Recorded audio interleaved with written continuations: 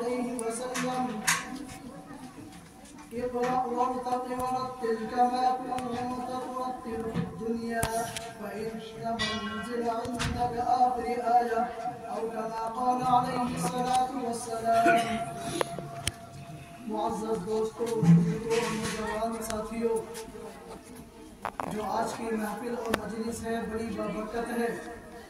اس مجلس کے بارے میں حدیث پاک کے اندر بھی اور قرآن مجید کے اندر بھی شرکت کرنے والوں کے لیے بے شمار فضیلتوں کو بیان فرمایا گیا ہے. وقت کی قلت کی وجہ سے مختصر انداز کے اندر قرآن مجید کی اہمیت اور اس کی فضیلت اور جو چیز قرآن سے وابستہ ہو جائے، جس چیز کا تعلق قرآن سے جڑ جائے، قرآن سے اس کا ربط اور تعلق قائم ہو جائے، اس کی اہمیت بھی بڑھ جاتی ہے. ایک عام بندہ ہوتا ہے اور ایک قرآن مجید کا پڑھنے والا ہے.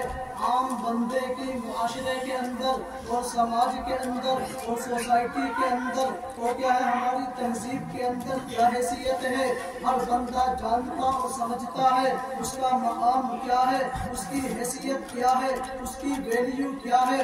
لیکن جو قرآن کا پڑھنے والا ہے، قرآن کے اندر اپنے شب و روز کو صرف کرتا ہے، اس کا مقام کیا ہے ہر بندہ جانتا ہے، بتانے کی ضرورت نہیں ہے. میرے دوستوں اور بزرگوں، قرآن پاک ہے، قرآن اونچی کتاب ہے، قرآن کی فضیلت بڑی بابرکت ہے. لیکن جس چیز کا تعلق قرآن سے جڑ جائے، قائم ہو جائے، اس کی مرتبہ، اس کا مقام، اس کی حیثیت، اس کی ویلیو بھی بڑھ جاتی ہے. ایک کپڑا ہے، بالکل عام ہے، انسان پہنتا ہے اور پھر اس کو اتار دیتا ہے. لیکن اسی کپڑے کو کیا ہے اگر قرآن مجید کے جزدان بنا دیا جائے، اب اس کپڑے کا تعلق قرآن سے ہوا ہے، اس کپڑے کا تعلق کلام اللہ سے ہوا ہے، کتاب اللہ سے ہوا ہے. اب اس کی حیثیت وہ نہیں ہے جو عام کپڑے کی ہے. اگر اس کو دھویا جائے گا، اس کے پانی کو کیا ہے نالی کے اندر نہیں بہایا جا سکتا. کیوں؟ اس لیے کہ اس کا تعلق کس سے ہے؟ قرآن مجید سے ہے. اس لیے جو قرآن مجید کو پڑھتے ہیں ان کا مقام بھی بڑا ہے. میرے دوستوں اور بزرگوں، قرآن وہ کتاب ہے جو عظمت والی ہے، رفعت والی ہے.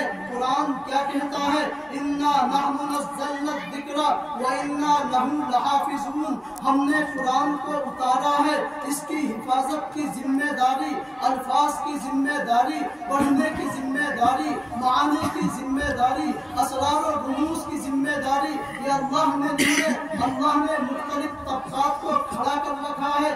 ایک گروہ حفاظ کا ہے، ایک گروہ قرآن کا ہے، ایک علماء کا ہے اور ایک مفتیان کا ہے. حفاظ ان کے الفاظ کی حفاظت کرتے ہیں، رد و بدل نہیں ہو سکتا. اس کے لیے اللہ نے کیا ہے قرآن مجید کے حفظ کرنے والے طبقے کو کھڑا کر رکھا ہے. اگر بندہ کیا ہے مسجد میں کھڑا ہو کر کے قرآن مجید کی تلاوت کرتا ہے، اگر ذرا سی چوک ہوتی ہے فوراً پیچھے والا ٹوک دیتا ہے، تو الفاظ کی حفاظت کی ذمہ داری حفاظ کے ذمہ ہے. قرآن مجید کے کیا ہے ترتیب سے پڑھنا، جس نہج کے اوپر یہ نازل کیا گیا تھا اس کے لیے اللہ نے کیا ہے قرآن کے طبقے کو کھڑا کر دیا ہے. وہ اس کو اسی نہج، اسی طرز اور اسی انداز، اسی لہجے کے اندر اور اسی طرز کے اوپر اس کو پڑھتے ہیں. اور اللہ نے کیا ہے اس کے معانی کی حفاظت کا ذمے کے لیے علماء کے طبقے کو کھڑا کر دیا ہے جو اس کے معانی کی حفاظت کرتے ہیں، عوام تک اس کے کیا ہے میننگ اور معانی کو پہنچاتے ہیں. اللہ نے اس کے لیے علماء کے طبقے کو کھڑا کیا ہے. اور ایک مفتیان کا طبقہ ہے، اس کے لیے اللہ نے کیا ہے جو اس کے اندر اسرار اور رموز ہیں، چھپے ہوئے مسائل ہیں، ان کی وضاحت کے لیے، ان کی حفاظت کے لیے، ان کو لوگوں تک بیان اور پہنچانے کے لیے کیا ہے اللہ نے مفتیوں کے طبقے کو کھڑا کر دیا ہے. اس لیے اللہ کہتا ہے اِنَّا نَحْنُ نَزَّلْنَا الذِّكْرَ وَإِنَّا لَهُ لَحَافِظُونَ. ہم اس کی حفاظت کریں گے، ہم نے اس کو اتارا ہے، ذمہ ہمارا ہے. تمہیں کیا ہے اس کے بارے میں شک نہ ہو. اس لیے اللہ نے فرمایا ہے ذَلِكَ الْكِتَابُ لَا رَيْبَ فِيهِ. اللہ چاہتا تو کیا ہے कलाम ला रैब फीही भी कह सकता था। अल्लाह अगर चाहता ज़ालिकल कलाम ला रैब फीही भी कह सकता था। न अल्लाह ने ज़ालिकल कुरान कहा है, न ज़ालिकल कलाम कहा है। ये किताब वो है जो अल्लाह का कलाम भी है, ये किताब वो है जो अल्लाह का कुरान भी है, अल्लाह के अंदर से निकला हुआ है, इसलिए अल्लाह का कलाम है।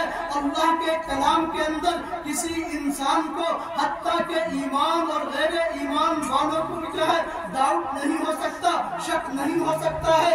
अल्लाह ने अगर चाहता ज़ालिकल कुरान ला रैब फीही भी कह सकता था। लेकिन कुरान किसे कहते हैं? जिसकी तिलावत की जाए, जो अल्लाह के अंदर से निकला हुआ है, उसको पढ़ा जाए, उसके अंदर भी शक की गुंजाइश नहीं थी। लेकिन अल्लाह ने ये क्यों कहा है ज़ालिकल किताब? किताब का लफ्ज क्यों इस्तेमाल किया है? इसलिए कि ये अल्लाह ने कलामुल्लाह है, अल्लाह का कुरान है, नाजिल हुआ है। लेकिन इसका लिखने वाले क्या है? सहाबा की जमात है। सहाबा की जमात के सिलसिले में उम्मत के अंदर गिरोह का तबका मुख्तलिफ है। कुछ वो है जो सहाबा के ऊपर काम करते हैं, कुछ वो है जिन्होंने सहाबा को क्या है मयार नहीं माना है, मयार ईमान नहीं माना है, ईमान की कसौटी नहीं माना है। इसलिए वो उनके क्या है अमल के ऊपर एतराज कर सकते थे। अल्लाह ने क्या है उनको जिफा के लिए क्या है ज़ालिकल किताब का लफ्ज इस्तेमाल फरमा करके क्या है सहाबा की पाक दामनी को बयान फरमाया है। इसलिए अल्लाह ने कहा ज़ालिकल किताबु ला रैब फीही, ये वो किताब है जिसके लिखने वाला अल्लाह नहीं है, अंबिया नहीं है, नबी नहीं है, बल्कि कौन है? जिनके ऊपर एतराज हो सकता था, सहाबा का गिरोह है। इसलिए अल्लाह ने क्या है सहाबा का दिफा के सिलसिले में ज़ालिकल किताब का लफ्ज इस्तेमाल फरमाया है। अब कोई बंदा क्या है अगर ये कहे ये किताब तो वो है जिसको सहाबा ने लिखा है, मुझे यकीन नहीं है, ये वही है जो अल्लाह ने नाज़िल किया है मुहम्मद रसूलुल्लाह सल्लल्लाहु अलैहि वसल्लम के ऊपर। इसलिए मेरे दोस्तों और बुजुर्गों, अल्लाह ने किताब को बयान फरमा करके इसको वाज़ेह कर दिया है। इस किताब के अंदर जिसके लिखने वाले सहाबा हैं, इसके अंदर भी ऐसे ही शक की गुंजाइश नहीं है जैसे मेरे कलाम के अंदर, जैसे मेरे कुरान के अंदर, ऐसे ही इस किताब के अंदर जो दो क्या है पट्ठों के और क्या है चमड़े के दरमियान में है, जो दो कागज के टुकड़ों के दरमियान के अंदर है, जिसे हम किताब कहते हैं, इसके अंदर भी शक की गुंजाइश नहीं है। अब अगला लफ्ज अल्लाह ने क्या इस्तेमाल फरमाया है ज़ालिकल किताबु ला रैब फीही, रैब का लफ्ज इस्तेमाल फरमाया है। एक लफ्ज रैब है, दूसरा लफ्ज शक है। अल्लाह अगर चाहता ज़ालिकल किताबु ला शक फीही भी कह सकता था। ना, शक किसे कहते हैं, रैब किसे कहते हैं, शक कहते हैं इंसान को मुकम्मल जुमले के ऊपर क्या है और कलाम के ऊपर क्या है शक पड़ जाए। लेकिन अल्लाह ने शक का लफ्ज नहीं फरमाया बल्कि रैब फरमाया है। रैब किसे कहते हैं? जहन के अंदर फौरन क्या है डाउट आए और फौरन निकल जाए, उसे रैब कहते हैं। अल्लाह ने रैब ला करके इस बात को बता दिया है कुरान मजीद के अंदर। शक तो दूर की बात है, ज़र्रा बराबर जहन के अंदर क्या है अगर खलजान पैदा हो जाए और फौरन निकल जाए, उसकी भी गुंजाइश नहीं है। ये किताब तो पाक है, बड़ी अजमत वाली है। अल्लाह क्या कहता है इन्नल्लाह यरफउ बिहाज़ल किताबि अक़वामा, ये किताब वो है जो इससे ताल्लुक को जोड़ता है, ताल्लुक को कायम करता है, ताल्लुक को मजबूत करता है अपने वजूद के ऊपर, अपने जिस्म के ऊपर, अपने शबो रोज के अमल के अंदर क्या है इसको अपनी जिंदगी के अंदर नाफिज करता है। इन्नल्लाह यरफउ बिहाज़ल किताबि अक़वामा, अल्लाह उसको बुलंदी अता फरमाता है। व यदउ बिही आखरीन, और कितने वो हैं जिनको इस कुरान के जरिए से क्या है अल्लाह तबाही के अंदर धकेल देता है।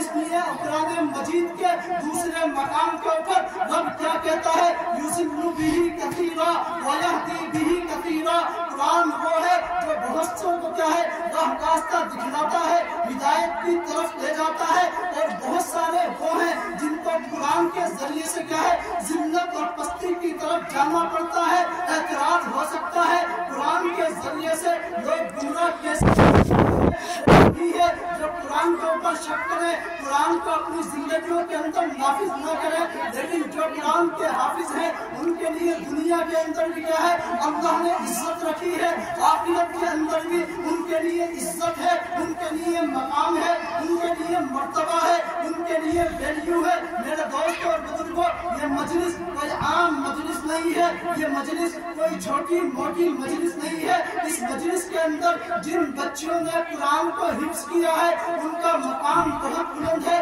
حتیٰ کہ وہی نہیں ہے جن کا تعلق قرآن سے ہو گیا، اللہ نے ان کے والدین کے لیے بھی کیا ہے الگ سے پروٹوکول کا انتظام کیا ہے، الگ سے اعزاز کا انتظام کیا ہے۔ میرے دوستوں اور بزرگوں، لیکن ہماری کیا ہے ایمانی کمزوری ہے، ایمانی غفلت کی وجہ سے کیا ہے ہم قرآن کو کیا ہے کوئی حیثیت نہیں دیتے، قرآن کے پڑھنے والوں کو کیا ہے کوئی مقام نہیں دیتے ہیں۔ اس کی وجہ یہ ہے ہم نے دنیا کی زندگی کو کیا ہے اپنے ذہن و دماغ کے اندر اس طریقے سے پیوست کر لیا ہے کہ دنیا ہی اصل ہمارا مقصد ہے، ہماری اصل زندگی کیا ہے دنیا ہی کے اندر ہے، جبکہ قرآن کیا کہتا ہے، شریعت کیا کہتی ہے، نبی کی تعلیمات کیا کہتی ہے، ایک ہے آخرت کی زندگی اور ایک ہے دنیا کی زندگی۔ اب دنیا کی زندگی کے اندر انسان کو رہنا بھی ہے، اپنی زندگیات کی ضرورت کو پورا کرنا بھی ہے،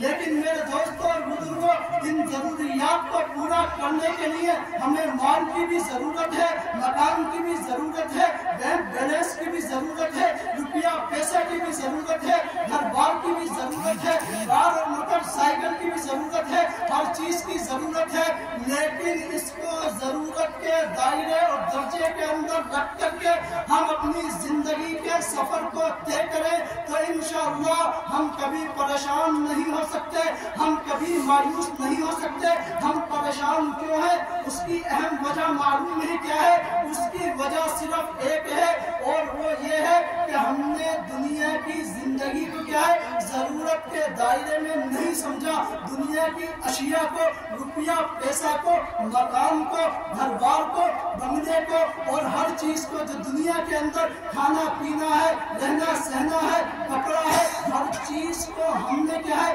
ضرورت نہیں سمجھا بلکہ مقصد سمجھا ہے، اس لیے ہم پریشان ہیں۔ صحابہ کے بارے کے اندر حدیث میں کیا آتا ہے، صحابہ کو آخرت کے لیے پیدا کیا گیا تھا، انسان کو جو پیدا کیا گیا ہے وہ آخرت کے لیے ہے۔ صحابہ کے ذہن و دماغ اور قلب اور ذہن کے اندر آخرت ہمیشہ غالب رہتی تھی اور دنیا مغلوب رہتی تھی، اس لیے وہ کامیاب ہوئے ہیں۔ لیکن ہمارے ذہن کے اندر ہم اٹھ رہے ہیں، سو رہے ہیں، لیٹے ہوئے ہیں، راستے کے اندر ہیں، تجارت کر رہے ہیں، شاپ پہ بیٹھے ہوئے ہیں، آفس میں بیٹھے ہوئے ہیں، جہاں کہیں بھی ہوں گے ہمارے ذہن کے اندر صرف ایک چیز ہوتی ہے اور وہ یہ ہے پیسہ آ جائے کسی طریقے سے بھی ہو، چاہے وہ حلال طریقے سے ہو یا حرام طریقے سے ہو۔ میرے دوست اور بزرگوں، ہر چیز کو گزارنا ہے شریعت کے دائرے کے اندر رہ کر کے، شریعت کے نہج کے طریقے کے مطابق کیا ہے ہمیں زندگی کو گزارنا ہے۔ ایسا نہیں ہے دنیا انسان کے مقدر کے اندر اللہ نے جتنی لکھ دی ہے وہ اتنی مل کر کے رہے گی، ایسا نہیں ہے۔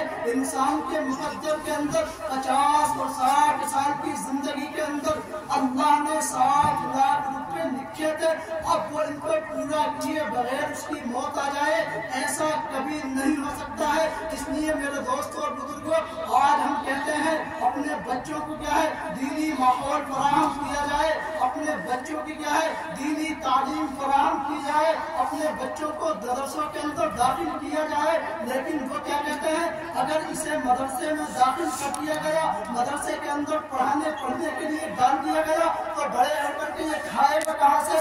نہ، یہ سوچ ہماری غلط ہے۔ اللہ نے رزق کا وعدہ لیا ہے، اس لیے میرے دوستوں اور بزرگوں بڑی اہم مجلس ہے، ہم تحیہ کر کے اٹھے انشاءاللہ اپنے جو بچے ہیں ان میں سے ایک بچے کو چاہے وہ لڑکی ہو یا لڑکا ہو مدرسے کے اندر ضرور داخل کریں گے جو ہماری نجات آخرت کا ذریعہ بن جائے۔ اس لیے جو باتیں کہی گئی ہیں اللہ مجھے بھی عمل کی توفیق عطا فرمائے اور آپ سب کو بھی عمل کی توفیق عطا فرمائے. دعا کا دعوانا الحمدللہ رب العالمین.